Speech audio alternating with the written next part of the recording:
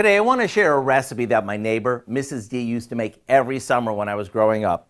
It wasn't fancy. As a matter of fact, it was pretty simple, which is what made it so good. It's been years since I last had it, and Mrs. D is no longer with us. So here's my rendition of it based on lots of good memories. To make the crust, we combine some finely crushed sugar cookies with melted butter. This gets pressed into a 9x13 pan and gets baked off. Next, we beat together some heavy cream with granulated sugar until it forms stiff peaks. Now to that, we add some cream cheese and whip it up until it's nice and fluffy. At this point, grab a rubber spatula and fold in lots of sliced fresh strawberries.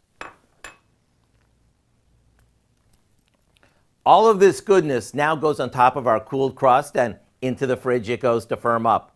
I can still remember how she topped each piece with extra berries.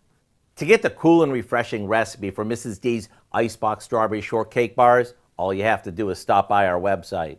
I bet this would be perfect for any Memorial Day get-together. I'm Howard with Kelly in the Mr. Food Test Kitchen, where today we found a very easy way for you to say, ooh, it's so good. Mrs. D was a good baker.